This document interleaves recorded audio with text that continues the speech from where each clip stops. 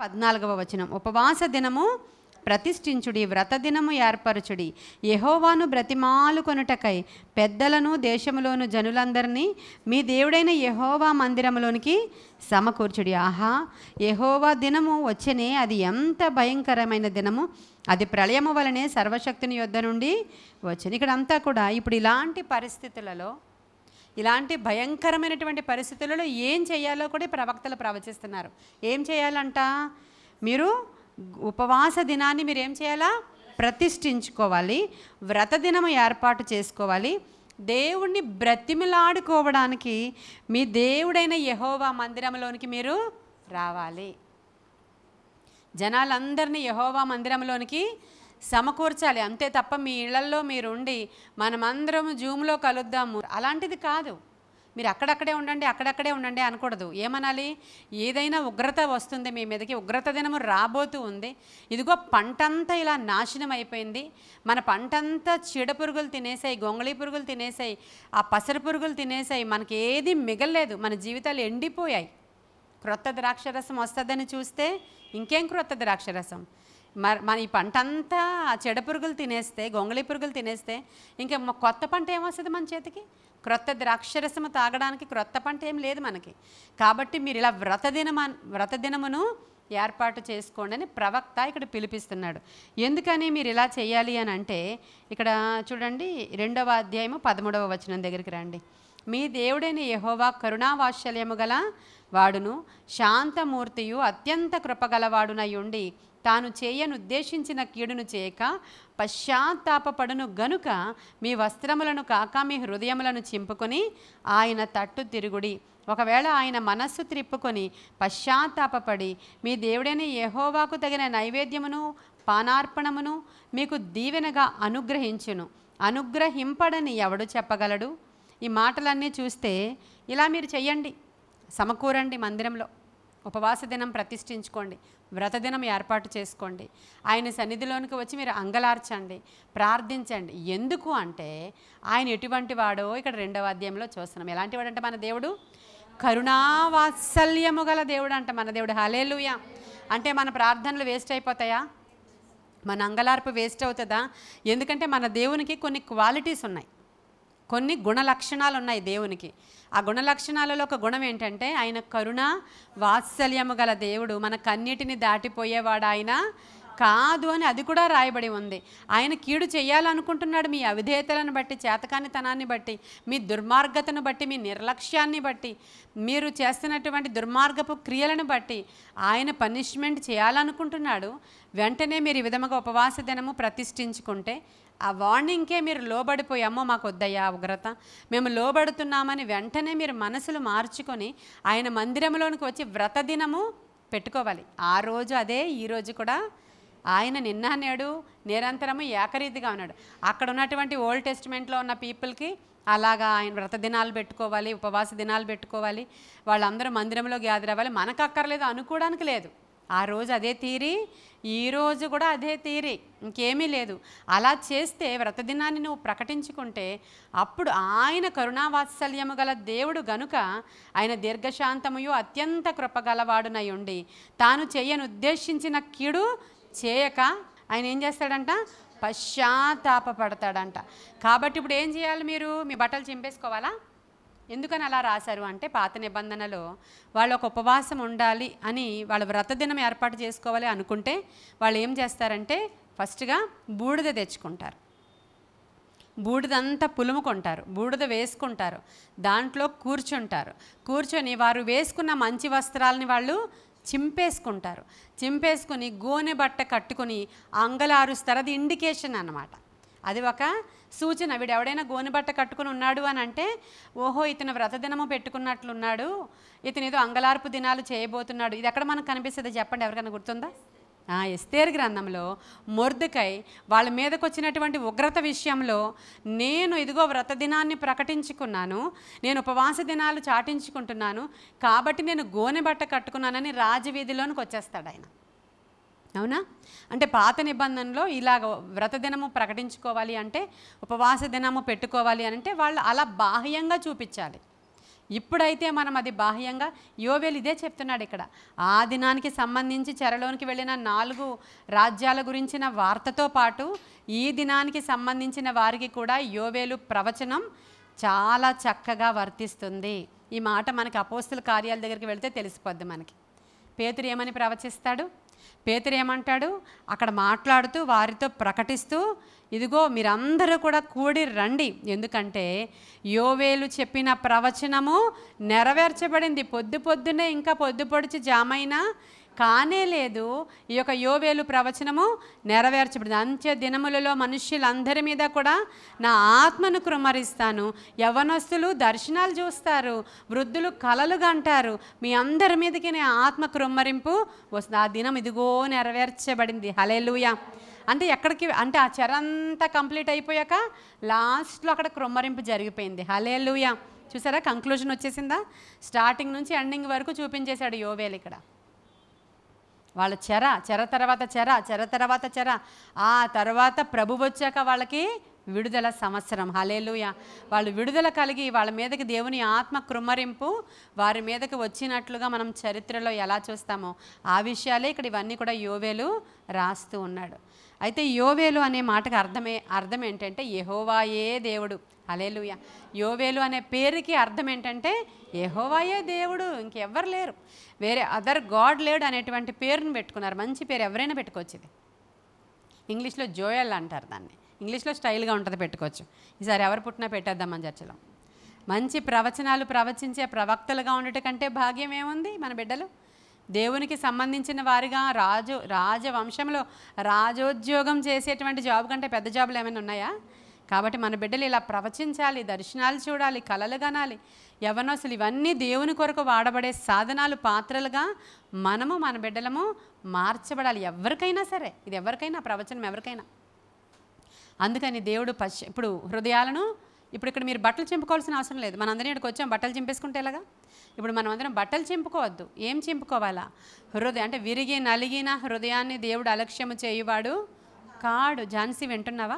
విరిగి నలిగిన హృదయాన్ని దేవుడు ఎంత మాత్రం అలక్ష్యము చేయడు. కాబట్టి ఎక్కడెక్కడికో వెళ్ళిపోక్కర్లేదు, ఏవేవో మన శరీరాన్ని చీల్చుకోక్కర్లేదు, కొరడాలతో మన వీపును కొట్టుకోక్కర్లేదు. మనమేమీ కూడా గాజు పెంకులు పెట్టుకుని దాని మీద మోకాళ్ళేసి కొండలు గుట్టలు ఎక్కాల్సిన అవసరత మనకి లేదు. కానీ మనం చేయాల్సింది మన హృదయాన్ని చింపుకోవడం. ఎందుకంటే మన హృదయం మంచిది కాదు, కఠినమైనది అది. కాబట్టి బాల్యం నుంచి నా హృదయం చెడ్డదని పాట పాడింది కదా సుశీల. నిజమే, బాల్యం నుంచి మన హృదయం ఎన్ని మార్లు హెచ్చరించినా దీనికి కొంచెం ఏదైనా సరే లోకంలోనిది అంటుకుందంటే మళ్ళీ లోకంలోనికి వెళ్ళిపోద్ది. మనం కొంచెం వెల్దీగా తయారవుతున్నామంటే దానికి గర్వం అంటుకుంటుంది. కొంచెం మనకు అన్నీ కలిసి వచ్చినాయి అని అంటే మనం ఎవరి మాట లెక్క చేయం. ఇవన్నీ కూడా అసలు మన హృదయాన్ని మనం నమ్మడానికి వీల్లేదు. అందుకనే దేవుడు అంటాడు, ఈ మనుష్యుడి యొక్క హృదయం ఎలాంటిదో అసలు మనం చెప్పలేము, అది రాతి వంటిది. అసలు వాడి హృదయం చెడ్డది. మాంసపు గుండెని ఇస్తాను, నేను క్రొత్త గుండెని ఇస్తాను, మీరు వచ్చి మీకు అంటే మంచి హార్ట్ కోసం నన్ను అడిగితే నూతనమైన హృదయాన్ని నేను మీకు ఇస్తాను. ఈ వాగ్దానాలు హెచ్కేఎల్ గ్రంథంలో ఉంటాయి మనకి కదా. కాబట్టి ఇక్కడ దేవుడు ఎలాంటి వాడంట, మనం ఎంత చెదారం చేసుకొని మన పంట అంతా తినేయడానికి ఆ చీడకి పీడకి అప్పగించేసుకున్నాం కదా. ఇక్కడ ఈ యొక్క యోవేలు గ్రంథంలో ఆత్మీయముగాను కనబడుతుంది మనకి, శారీరకంగాను కనబడుతుంది మనకి. అది నేషనల్ వైడ్గా దేశానికి సంబంధించింది కనబడుతుంది. రెస్టోరేషన్ అంటారు దాన్ని, పునరుద్ధరించబడుట తెలుగులో. ఈ గ్రంథం ఏమని తెలియజెప్తుందంటే చెడిపోయింది, దాన్ని పునరుద్ధరించుట గురించి మాట్లాడుతుంది ఈ యొక్క గ్రంథం. కాబట్టి ఇప్పుడు మనము ఎలా ఉన్నామంటే చెడిపోయిన పరిస్థితులలో ఉన్నటువంటి దినాలలోనే మనం ఉన్నాం, లేవా? ఎక్కడ చూసినా ఏడుపులు, ఎక్కడ చూసినా సమాధానం లేదు, ఏ గృహంలో చూసినా సమస్యలు, ఎక్కడ చూసినా అప్పులు, ఎక్కడ చూసినా యెషయా ప్రవచించినట్లు రోగములే, నడినెత్తి నుంచి అరికాలు వరకు పచ్చి పుండ్లే కదా, గాయములే, అవి మత్తన చేయబడలేని దినాల్లో ఉన్నాం. ఎక్కడ ఇప్పుడు మనకు ఒక రిక్వెస్ట్లు రాయమంటే ఎన్ని చదువుతున్నామో చూసారా మనం. మొన్న నేను చెప్పాను, ఆవిడకి ఈరోజు ఆ బెస్ట్ క్యాన్సర్ వచ్చిన ఆవిడకి ఆపరేషన్, అర్చన గారికి ఈరోజు ఆపరేషన్ జరుగుతుంది పాపం. అంటే ఆమె నిమిషానికి నాకు వాయిస్ మెసేజ్, కళ్ళు సరిగ్గా కనిపించట్లేదు చూడండి ఒకసారి. ఎక్కడ అసలు స్వస్థత ఎక్కడా లేదు. నిస్సిలో ఉన్నాము అని అంటే దేవుడిచ్చినటువంటి యొక్క స్వస్థత, దేవుడిచ్చిన విడుదల, దేవుడిచ్చినటువంటి యొక్క కంఫర్ట్, మనం వచ్చి ఆయన మందిరంలోనికి వచ్చి కూర్చుంటున్నామంటే ఈ సమాధానం ఎంత గొప్పదంటే, ఇంకా మిగతా వారు ఏం చేస్తున్నారు, వారికి కలిగిన దానిని బట్టి ఇంట్లో కూర్చొని ఏడుస్తూ ఉన్నారు. వాళ్ళు ఏమైపోతారు అంటే, నిరీక్షణ లేని ఇతరుల వలె మనం దుఃఖిస్తే మట్టిలోనికి వెళ్ళిపోతాం. మనం మట్టిలోనికే వెళ్ళిపోతాం. అదే మనము ప్రభు సన్నిధిలోనికి వచ్చి అంగలారిస్తే ఇది వ్యర్థము కానే కాదు. ఆయన బలిపీఠం దగ్గరికి వచ్చి మనం అందరం యాజకులము, మనల్ని యాజకులుగా దేవుడు తయారు చేశాడు. ఈ బలిపీఠానికి ప్రజలకి మధ్యలో కూర్చుని నీవు అంగలారుస్తున్నావంటే ఎందరో రోదనలను నీవు విడిపించి వాళ్ళని తప్పించగలిగిన దానివిగా ఇక్కడ కూర్చున్నావు. నీవు ఈ ప్రయాస వ్యర్థం కాదు. మనం ఇక్కడికి వచ్చి దేవునిలో మనం ఆనందిస్తున్నాం. మొన్నటి దినాన్ని చెప్పాను కదా, ఫస్ట్ డే ఫిలిప్పీలకు రాసిన పత్రిక గురించి చెప్తూ ఆనందించండి. నేను మరలా చెప్తున్నాను, ఈ సమస్యలు అవే పోతాయి, అవి మన దగ్గర ఉండకుండా అవే పారిపోతాయి. కానీ ఈ ఫ్లష్తో ఉన్నంతసేపు కష్టసుఖాలు వస్తూనే ఉంటాయి. ఈ శరీరంతో ఉన్నంతసేపు లోకంలో మీకు శ్రమ కలుగుతుంది, కానీ జాగ్రత్తగా ఉండండి. నేను లోకాన్ని జయించానని ప్రభు చెప్పాడు, అంతే తప్ప మీరు ఇలాగ బాప్తిస్మం తీసుకోగానే చాలా కంఫర్ట్గా ఉంటుంది, మీకు పువ్వులేస్తారు, మీరు మంచి సింహాసనాల మీద కూర్చుంటారని చెప్పలేదు. శ్రమ కలుగుతుంది, కానీ జాగ్రత్తగా ఉండండి. పేతురు ఏమంటాడు, కొద్ది కాలం మీకు శ్రమ, ఆయన బలిష్టమైన చేతుల క్రింద మీరు అణిగి ఉంటే ఖచ్చితంగా ఆయన కంఫర్ట్ జోన్లోకి మిమ్మల్ని లాక్కుని తీసుకుని వెళ్ళిపోతారు. ఇవేమీ లేకపోతే మనం ఖచ్చితంగా మాట వినము అనేది మాత్రం సత్యం. అది మాత్రం సత్యం. వేరేగా ఏం చెప్పాల్సిన అవసరత మనకి లేదు. సరే, ఇక్కడ ఇలా ఇప్పుడైనా ఇక్కడ చూడండి 12వ వచనం, 2:12 అండి. ఇప్పుడైనను మీరు ఉపవాసం ఉండి కన్నీరు విడుచుచు దుఃఖించుచు మనఃపూర్వకంగా తిరిగి నా యొద్దకు రండి. ఇదే యెహోవా వాక్కు. ఆయన ఇంకెప్పుడు పిలిపిదే. ఇప్పుడైనాను, ఈ వాక్యము ఇప్పుడు ఎవరు ఎక్కడ వింటున్నా కూడా, ఇప్పటి వరకు ఎలా ఉన్నా కూడా ఇప్పుడైనాను అనే మాట ఇక్కడ మాట్లాడుతున్నారంటే ఎంత గొప్ప విషయం కదా ఇది. వాళ్ళతోనే మాట్లాడుతున్నారు దేవుడు. ఇప్పుడైనా పర్వాలేదు, ఓకే, అంత జరిగిందేదో అంతా జరిగిపోయింది, తెలీదు. ఎందుకంటే ఉగ్రత ఎలా వస్తుందంటే స్టెప్ వైజ్ వస్తూ ఉంది. గొంగళి పురుగుల్ని పెద్దగా పట్టించుకోం మనం. మీరు పంటని నీ మెసేజ్ ఎప్పుడో 10 సంవత్సరాల క్రితం వేరేగా చెప్పాను. మీరు గొంగళి పురుగులు పట్టడం చూసారా ఎప్పుడైనా? చెట్లకి ఎక్కువ మునగ చెట్లకు పడుతుంటుంది, చూసారా? మునగ చెట్టుకి, నేరేడు చెట్టుకి పడుతుంటుంది. నేను చూసిన, నా నాలెడ్జ్లో, మిగతా చెట్లు నాకు తెలియవు. మా ఇంటి దగ్గర పెద్ద నేరేడు చెట్టు ఉండేది. ఆ నేరేడు చెట్టు ట్రంక్ లాగే ఉంటుంది, అదే కాండంలాగే ఉంటుంది. అసలు అది మీరు కాండమే అనుకుంటారు, చెట్టే బెరడే అనుకుంటారు మీరు. నేను ఒకసారి చెయ్యేసేసాను, అందుకే నాకు ఇటువైపు కొబ్బరి చెట్టు, ఇటువైపు నేరేడు చెట్టు ఉంది మా ఇంటి దగ్గర. ఉంటే ఈ 2 చెట్ల మీద ఈ చెయ్యి వేసి ఇలా పై వరకు ఎక్కేదాన్ని అనమాట. అంటే ఊరికనే కాలు అటు ఇటు పెట్టి అలా పై వరకు.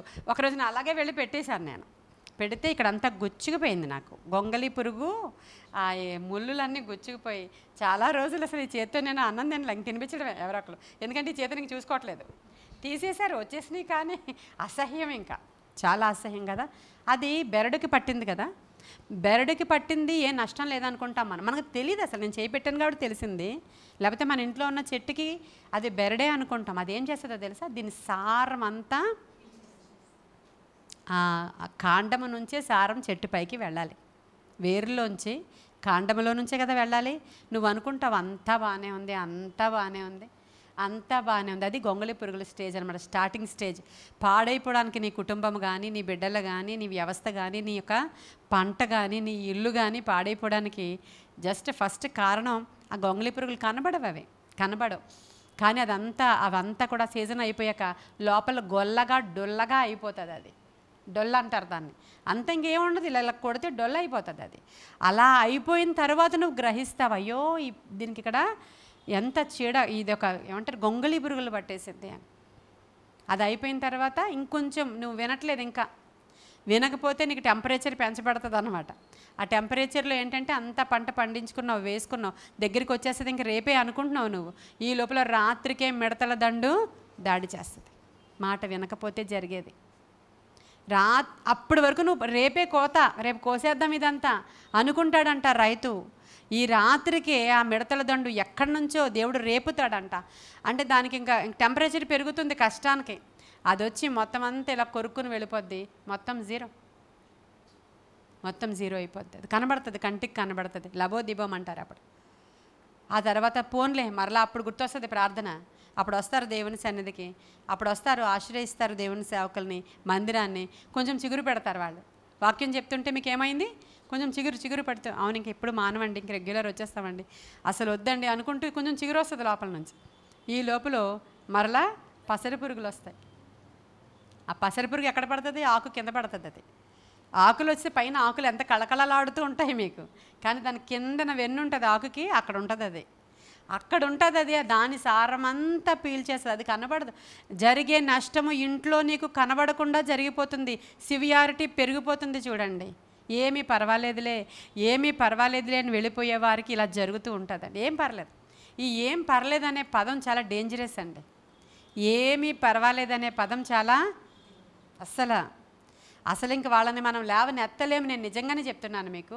టేక్ ఇట్ ఈజీ పాలసీ ఉంటుంది వాళ్ళ దగ్గర. టేక్ ఇట్ ఈజీ, ఏదైనా సులువే.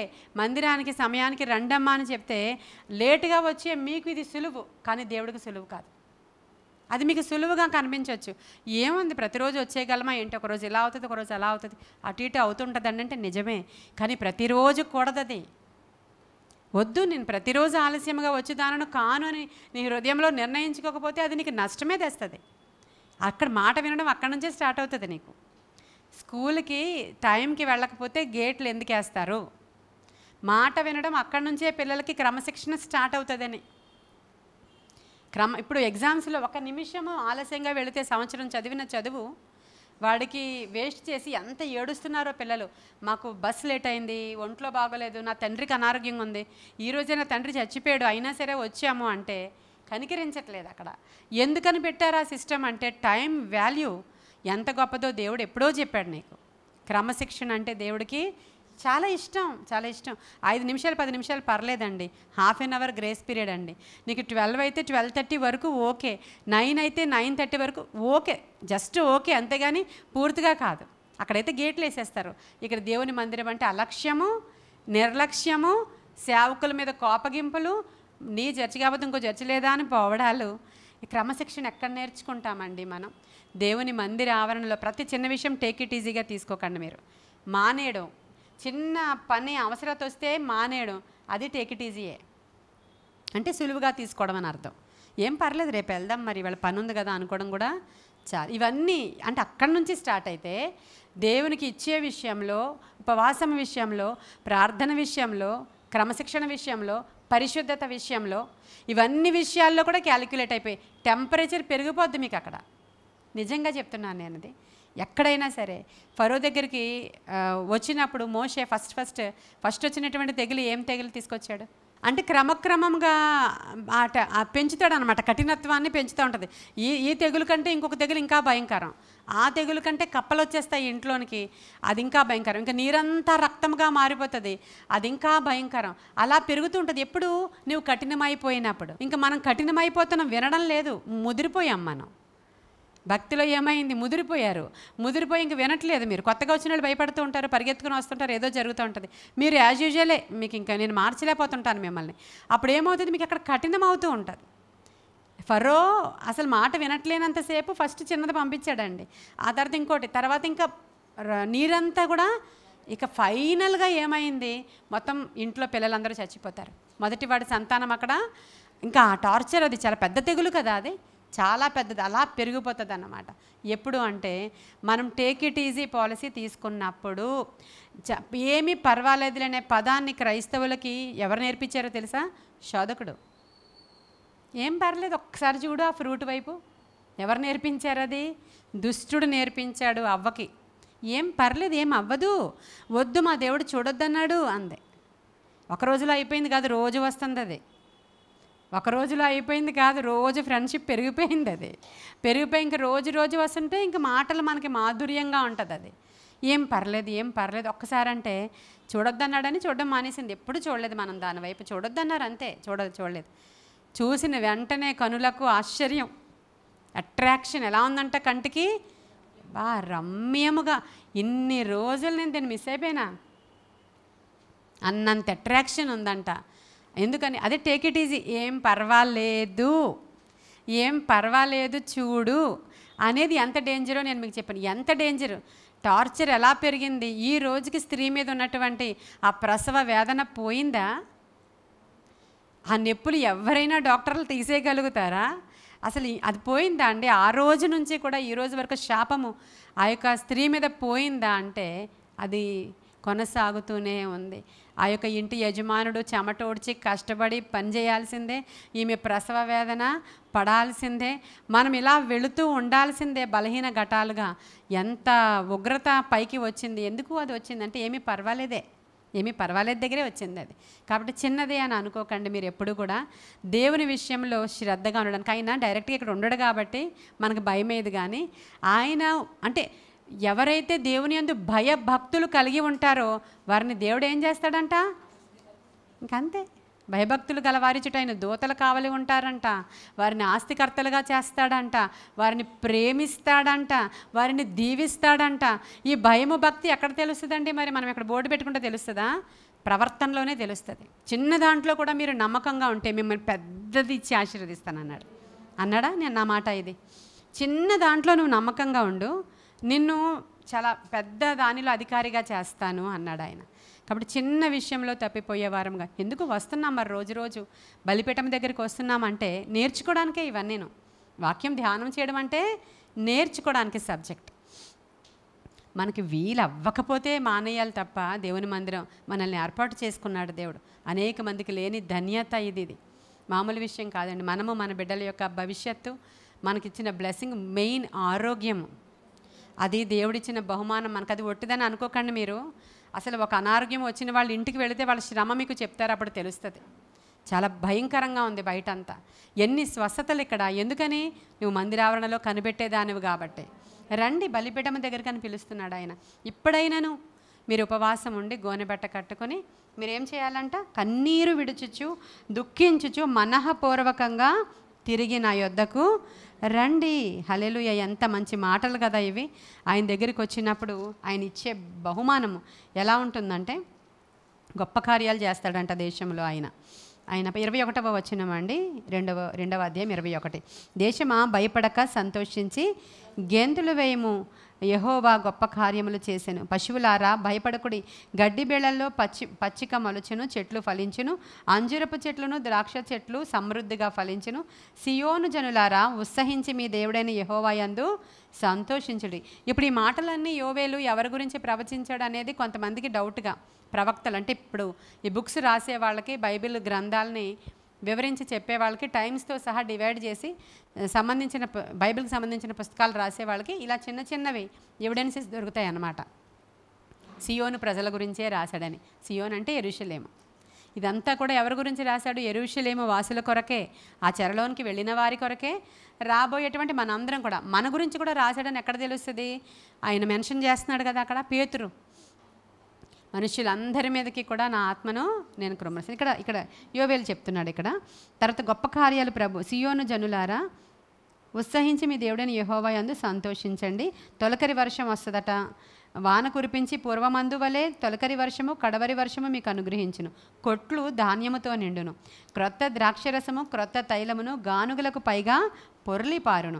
మీరు కడుపారా తిని తృప్తి పొంది మీ కొరకు వింత కార్యములను జరిగించిన మీ దేవుడైన యెహోవా నామమును స్తుతించినట్లు నేను పంపిన మిడతలను, గొంగళి పురుగులను, పసర పురుగులను, చీడ పురుగులను అను నా మహాసైన్యము తినివేసిన సంవత్సరముల పంటను మీకు మరలా నెత్తును. హల్లెలూయా. నా జనులిక ఎన్నటికీ సిగ్గునందరు. ఇజ్రాయేలీయుల మధ్యనున్నవాడను నేనే అనియు, నేనే మీ దేవుడననియు, యెహోవాననియు, నేను తప్ప వేరొక దేవుడు ఎవడను లేడనియు మీరు తెలుసుకొందరు. నా జనులు ఇక ఎన్నడను సిగ్గునందరు. చాలా ఇంకా మనకి వాగ్దానం చాలండి. వాగ్దానం అంత్య దినాలలో ఏం జరుగుతుందో కూడా చెప్పేస్తున్నాడు ఈయన. అంటే మీరు కానీ లోబడి ఉపవాసం ఉండి గోనెబట్ట కట్టుకొని విరిగి నలిగిన హృదయాలతో నా యొద్దకు మీరు వస్తే అప్పుడు నేను మీకు ఏం చేస్తానంటే మొదటగా ఆ సైన్యానికి ఆజ్ఞిస్తా. ఆ సైన్యం ఎవరంటే మన ఇంటికి వచ్చి మాటికి మన డబ్బులు పట్టుకుపోతుందే ఆ చీడ, ఆ పీడ, ఆ యొక్క చెత్త, ఆ పంటని నీ పంటను తినివేయకుండా నేను పసర పురుగులకి ఆజ్ఞాపిస్తాను. గొంగళి పురుగులకు నేను ఆజ్ఞాపిస్తాను. ఇక నీ పంటను ఎవరు వచ్చి టచ్ చేయరు, ఇంకా ఎవరు టచ్ చేయరు. ఎప్పుడు అంటే ఆయన మన ప్రార్థనని యాక్సెప్ట్ చేసినప్పుడు. అయితే మనలో కొంతమందికి ఇలా అనిపించవచ్చు, మేమేం చేయలేదండి, ఏం చేయకుండానే ఈ శ్రమలో ఈ వేదనలోనికి మేము వెళ్ళిపోయాము, ఈ బాధలేంటి, ఈ సమస్యలేంటి, మేము అంతంత తప్పులేమీ చేయలేదు అని మనం అనుకోవచ్చు. అంటే ఈ మన ఇంట్లోకి శ్రమ రావడానికి కొన్ని సందర్భాలలో మనమే కారణం అవుతాం. మోస్ట్లీ మనమే అవుతాం కారణం. మనమే, మన అవిధేయతలే, మన చేతకానితనమే, మన గర్వమే, మన అహంకారమే మనదే కారణమవుతుంది ఫస్ట్ది. తర్వాత ఇంకా రెండవది అంటే ఇప్పుడు ఉన్నటువంటి పరిస్థితుల ప్రభావం అవ్వచ్చు, శోధకుడి యొక్క ప్రభావం అవ్వచ్చు.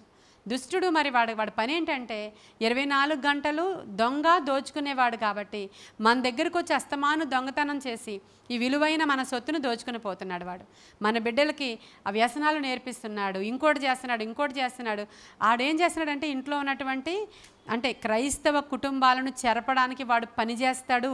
మీరు జాగ్రత్తగా ఉండండి, మీరు మెలకువగా ఉండండి అని ప్రభు చెప్పారు కదా. ఒకసారి మీరు నా దగ్గరికి వచ్చేసారంటే ఇంక వాడు రావడని చెప్పలేదు ఆయన. యేసుక్రీస్తు ప్రభు వారి దగ్గరికి కూడా మాటిమాటికి వచ్చాడా లేదా? ఫస్ట్ ఒకసారి వచ్చాడు, రెండోసారి వచ్చాడు, వస్తాడు. వాడికి సిగ్గులేదు. వాడు వచ్చి అలా చెరుపుతూ ఉంటాడు. అప్పుడు మన చుట్టూ ఏం చేయాలి? మనము కంచె వేసుకోవాలి. యోబు కుటుంబము చుట్టూ కంచె వేసినట్లు మన చుట్టూ, మన ప్రాకారముల చుట్టూ నెమ్మది కలుగులాగున యెహోవా యందు భయభక్తులు కలిగి ఆయన సన్నిధిలో మనం నిందారహితులుగా కనబడుతూ పరిశుద్ధులముగా జీవిస్తూ ఆయన మందిరావరణలో కనబడుతూ ఉంటే ఎవ్వడు కూడా మన కుటుంబాన్ని టచ్ చేయజాలడు. మనం నమ్మకంగా ఉంటే మనం ఆయన తట్టు తిరిగితే ఆయన మన తట్టు తిరుగుతాడు. యోబు చాలా నీతిమంతుడు. మరి ఎందుకు వచ్చింది అయ్యా అంటే శోధకుడు వల్ల వచ్చింది, అంతే కదా. రెండవ ప్లేస్లోనికి మనం చూస్తే ఆయన నీతిమంతుడే, మనం నీతిమంతులమే, బాగున్నాం, రోజు ప్రార్థనకు వస్తున్నాం, నేను చెప్పింది మీరు వింటున్నారు. కానీ ఈ దుష్టుడు తీసుకొచ్చినవి కొన్ని ఉంటాయే, అప్పుడు కూడా మీరు నా బలిపీఠం దగ్గరికి వచ్చేయండి, ఆ వ్రతదినం ఏర్పాటు చేసుకోండి, కన్నీరు విడవండి, నా మండపం దగ్గరికి వచ్చేసేయండి, బలిపీఠం దగ్గరికి వచ్చేసేయండి, మీరు అందరూ కలిసి ఇలా ప్రార్థించండి, అందరూ వచ్చేయండి, ఒక్కరు కూడా ఇంట్లో ఉండిపోద్దు. ఎవరెవరు రావాలయ్యా అంటే సమస్య తీవ్రంగా ఉంది, దేశం యొక్క పరిస్థితులు అస్సలు బాగలేదు, అల్లకల్లోలంగా ఉంది, కాబట్టి చిన్న పిల్లలను పట్టుకుని వచ్చేసేయండి. చూడండి, అది రాసి ఉంటుంది అక్కడ. 2వ అధ్యాయం దగ్గరికి రండి. 2వ అధ్యాయము 15 నుంచి చదువుతాను. సియోనులో బాకా ఊదుడి, ఉపవాస దినము ప్రతిష్ఠించుడి, వ్రత దినము నియమించి ప్రకటన చేయుడి, జనులను సమకూర్చుడి, సమాజకూటము ప్రతిష్ఠించుడి, పెద్దలను పిలువనంపుడి, చిన్నవారిని స్తన్యపానము చేయు బిడ్డలను, ఇంకా మాకు చిన్నపిల్లలండి ఇప్పుడే పుట్టారు, నెలలు, అందుకే రావట్లేదు, అసలు ఇంకేం వంకలొద్దు, వాళ్ళని కూడా పట్టుకుని వచ్చేయండి.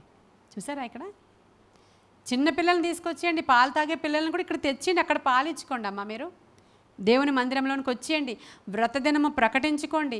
ఎందుకంటే ఉగ్రత దినము రాకముందే మీరు దేవుని సన్నిధిలోనికి వచ్చేసేయండి. సియోనులో బాకానాదము వినబడుతుంది కాబట్టి. ఇంక కిందకి రండి.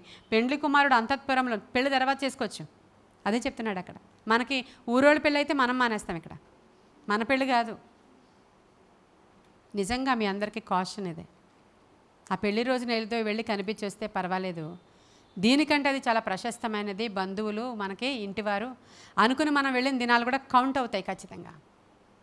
మీకు మరి ఇక్కడ రాయబడింది ఏంటి? ఇక్కడ నువ్వు ఇంత సివియారిటీ ఉంటే, ఇంత ఉగ్రత నీ ఇంట్లో ఉంటే, ఇంత కరువు నీ ఇంట్లో ఉంటే, ఇన్ని బాధలు నీ ఇంట్లో ఉంటే అవన్నీ పక్కన పడేసి ఇక్కడ సంఘంలో వ్రతదినం ఇక్కడ ప్రతిష్ఠించబడితే దీన్ని విడిచిపెట్టేసి పెళ్ళికి వెళ్ళి వస్తావు నువ్వు. ఇక్కడ అసలు పెళ్లి కొడుకునే వచ్చేయమంటున్నాడు ఈయన. రాయబడి ఉంది చూడండి, పెళ్లి కొడుకుని వచ్చేయమన్నాడు అక్కడ. చూడండి, పెండ్లి కుమారుడు అంతఃపురంలో నుండి, పెండ్లి కుమార్తె గదిలో నుండి, ఇంక తర్వాత పెళ్లి చేసుకోవచ్చమ్మా, ముందు ఇద్దరు వచ్చేయండి అన్నాడు ఆయన. యెహోవాకు పరిచర్య చేయు యాజకులు మండపమునకును బలిపీఠమునకును మధ్య నిలువబడి కన్నీరు విడుచుచు యెహోవాని జనుల ఎడల జాలి చేసుకొని అన్యజనులు వారి మీద ప్రభుత్వము చేయునట్లు వారిని అవమానమునకు అప్పగింపకము. ఇప్పుడు మన పరిస్థితులు ఇవి కావా మన పరిస్థితులు? ఈ పరిస్థితుల్లో మనకి 7 దినాలు అవసరమేనా? ఎందుకు అస్తమానం మీ సేవకులు వ్రత దినాలు వచ్చేయండి అంటారు, ఎందుకు ఉపవాస దినాలు వచ్చేయండి అంటారంటే సివియారిటీని బట్టి మీరు వచ్చేయాలి. అక్కడ మంట పెరుగుతున్న కొద్దీ మనం ఏం చేయాలి? ఇంక వేరే ఆప్షన్ ఏమీ లేదు, వచ్చేయండి. మీరు మాత్రం ఖచ్చితంగా రక్షించబడతారు. మీరు తీర్పు పునరుద్ధానంలో నిలవబడరు, జీవ పునరుద్ధానానికి వెళ్ళిపోతారు. హల్లెలూయా. ఆ యెహోవా దినము రోజు తీర్పు మీ మీదకి రాదు, అది కదా నీకు నాకు కావాల్సింది. రెండు ఉన్నాయి కదా పునరుద్ధానములో. ఆయన వచ్చినప్పుడు తీర్పులో మీరు జీవ పునరుద్ధానము వైపు వెళతారు. యెహోవా తీర్పు, ఆ కఠినమైన తీర్పు ఆ రాదు మీ మీదకి అని ప్రభు చెప్తున్నాడు. హల్లెలూయా. మనం అంగలారుస్తూ మనం ప్రార్థన చేస్తున్నది దేశము కొరకు, రాష్ట్రము కొరకు, ప్రజల కొరకు, నశించు వారి కొరకు, మనకి రోగగ్రస్తుల కొరకు. దీనికోసం ఇక్కడ అంగలారుస్తున్నాం. మనకు సమస్యలు ఉంటే ఉండును గాక, దేవుడు తప్పకుండా విడిపిస్తాడు. ఆయన విడిపించడానికి ఆయన సమర్థుడు. అగ్నిగుండంలో నుంచి షడ్రక మేషక అబేద్నగోలను విడిపించిన అదే దేవుడు, సింహపు బోనులో నుంచి దానియేలును విడిపించిన అదే దేవుడు.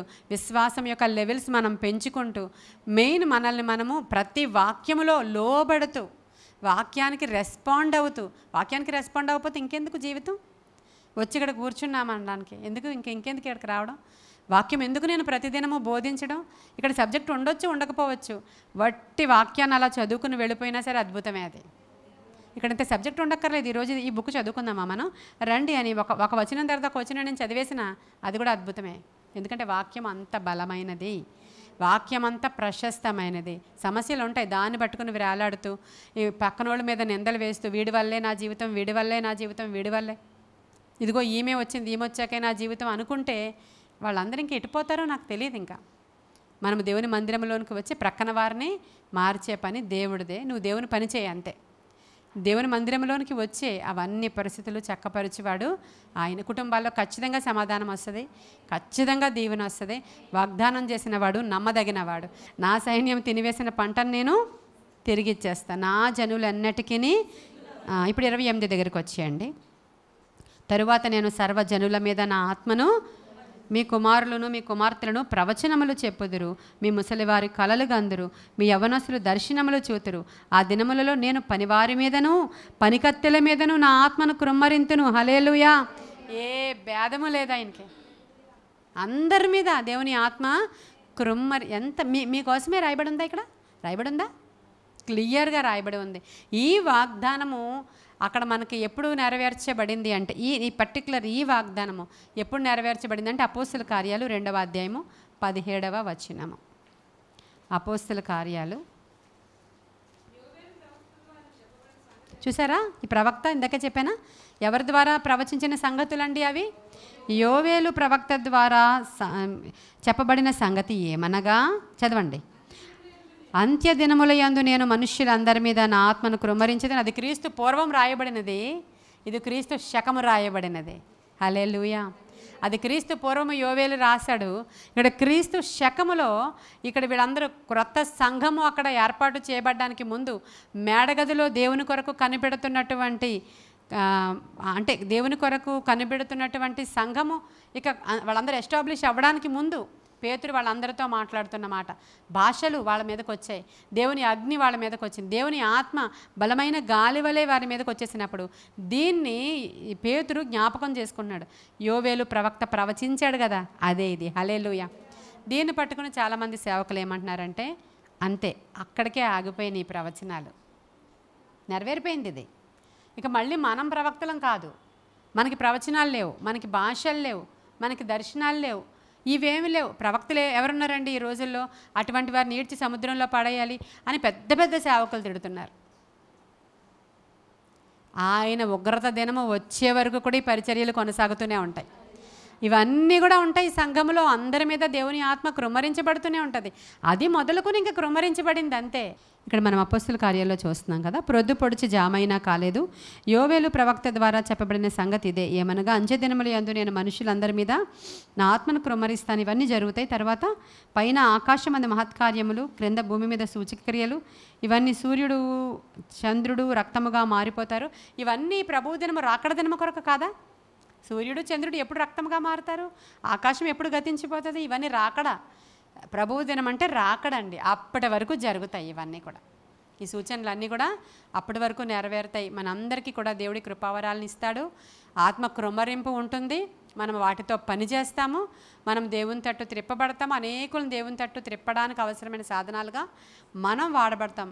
ముఖ్యంగా మనం ఏం చేస్తామంటే ఈరోజు యోవేలు నుంచి నేర్చుకుంటున్నది ఏంటి అంటే, ఒకటి పోగొట్టుకున్నామంతా, తరువాత హీలింగ్ జరుగుతుంది, తరువాత రెస్టోరేషన్ జరుగుతుంది, అంటే పునరుద్ధరణ. మరలా దేవుడు అంతా కూడా తిరిగి దాన్ని పునరుద్ధరిస్తున్నారు, మళ్ళీ దాన్ని బాగు చేస్తున్నారు. మళ్ళీ అది దేశాన్ని, ఆత్మీయతని, శరీరాన్ని, 3 కూడా దాంట్లో ఉన్నాయి. దేశము కూడా మరలా సంగతులు బాగవ్వడానికి, బాగుపడడానికి ఇక్కడ రాయబడే ఉన్నాయి. అక్కడ దేశమా సంతోషించు, గెంతులు వేయము. అది ఆ దేశం గురించి అయినా కూడా మనం ఎక్కడున్నామో అక్కడే దేవుని పరిస్థితులు, మనం ఎక్కడ నమ్ముకున్నామో ప్రభువుని అక్కడే మనతో మాట్లాడతాడు. మనం ఎప్పుడైతే దేవుని సంబంధికులుగా మార్చబడ్డామో మనము, ఇతడు కూడాను అబ్రహాము కుమారుడే, హల్లెలూయా, ఇతడు కూడా అబ్రహాము కుమారుడే దేవుడు చెప్పాడు మన గురించి కదా. కాబట్టి ఈ విధమైనటువంటి కృప దేవుడు మనకి ఇచ్చాడు. కాబట్టి యోవేలు నుంచి నేర్చుకున్నటువంటి అంశాలు ఇవి. ఎప్పుడైనా సరే మనకి ఇప్పుడు ఏం చేయాలా? వ్రతదినము పెట్టుకోవాలా, ఉపవాసం ఉండాలా, ప్రతిష్ఠించుకోవాలా, హృదయాన్ని మనము విరిగి నలిగిన హృదయముగా చేసుకొని ప్రార్థన చేయాలి. ఇవన్నీ కూడా మనం చేస్తూనే ఉన్నాము. అయితే వెరీ గుడ్, ఇంకేం లేదు. మీరు వస్తున్నారు, ఉపవాసము అన్నాను కదా అని చెప్పి చావు దగ్గరికి వెళ్ళిపోయే వరకు మన శరీరాలని అంటే పాడు చేసుకోమని మాత్రం కాదు. వాళ్ళు సంవత్సరాల తరబడి అంటే ఆ మామూలుగా తిని తాగి మంచిగా ఉన్నవాళ్ళు ఒకసారి వ్రతదినం పెట్టుకుని రావడానికి వేరే. మనం రోజు వస్తున్నాం, ఇంకా వ్రతదినం ఉపవాసం అని నేను చెప్పట్లేదు, కానీ ఎక్కువ సమయం దేవుని మందిరంలో గడపడం, ఆయనకి కేటాయించుకొని రావడమే. వీక్లీ వన్సో లేకపోతే మంత్లీ వన్సో, లేదంటే ఇక్కడ ప్రార్థన జరిగేటప్పుడు ఏదో ఒక రోజు జస్ట్ లిక్విడ్ తీసుకొని వచ్చి ఉపవాసం ఉండి 3 తర్వాత విడవడం అనేది అది మీ ఇష్టాన్ని బట్టి, మీ ఆరోగ్యాన్ని బట్టి, మీ హెల్త్ కండిషన్ని బట్టి మీరు చూసుకొని చెయ్యాలంతే. ఇది నేను అందరికీ ఉపవాసం ఉండండి అని మాత్రం చెప్పట్లేదు, అర్థమైంది కదండి. అది మీ ఇష్టం. కాబట్టి ప్రార్థన మాత్రం మనం రాగలిగినంత వరకు, చేయగలిగినంత వరకు, సమాజముగా కూడగలిగినంత వరకు మీరు వస్తూ ఉంటే నేను నడిపిస్తూనే ఉంటాను. మీరు వస్తూ ఉంటే మనం ప్రార్థన చేస్తూనే ఉంటాం. మీరు వస్తుంటే మన వాక్యాన్ని ధ్యానం చేస్తూనే ఉంటాం. కాబట్టి కొన్ని మాటలు దేవుడు మన వినికిడిలో దీవించునుగాక. ఆమేన్. తండ్రి నీకు వందనాలు. యోవేలు ద్వారా మాతో మాట్లాడావయ్యా, మమ్మల్ని దర్శించావయ్యా, మమ్మల్ని సంధించావయ్యా, హెచ్చరించావు ప్రభువా, పురికొల్పావు ప్రభువా. ఆత్మశక్తితో కార్యాలు జరిగించమని, వినువారందరికీ ఉపయోగకరమైన వర్తమానము వలె ఉండడానికి అవసరమైన కృప దయచేయమని, నీ కృపగల హస్తానికి కూడిన మమ్మల్ని అప్పగించుకుంటూ నాయనా, దీనిలో ఉన్నటువంటి సారము మేము రిసీవ్ చేసుకోవడానికి అయ్యా, మా పంటను తినివేసిన సమస్తమైన చెడుని ఈరోజు మేము గద్దిస్తున్నామయ్యా. నీ యొక్క మండపము దగ్గర, బలిపీఠము దగ్గర, నీ పాదాల దగ్గరకు వచ్చి మేము అంగలారుస్తున్నాము తండ్రి. ఏదో వచ్చామా, వెళ్ళిపోయామా, తయారయ్యామా అనేటువంటి వారముగా మాలో అనేకులు వచ్చి వెళ్ళిపోతున్నాం ప్రభా. అలా కాదు, పశ్చాత్తాపముతో వస్తున్నామయ్యా. అయా, భారముతో ప్రార్థన చేస్తున్నాము. ఆరాధనను అయా నీ సన్నిధానంలో జిహ్వ బలులు, స్తోత్ర బలులు అర్పిస్తున్నాము. మా ప్రతి దినాన్ని కూడా మీరు నాయన జ్ఞాపకం చేసుకోమని, దీవించమని, నీ ఆత్మతో నింపమని, అభిషేకించమని, పోగొట్టుకున్న సమస్తాన్ని మాకు దయచేయమని, నజరేయుడైన యేసయ్య నామంలో ఈ ప్రార్థన నీ సన్నిధికి చేర్చుకుని జవాబు దయచేయమని మిక్కిలి వినయముగా అడిగి ప్రార్థించి వేడుకొని పొందుకొని ఉన్నాము తండ్రి. God bless you.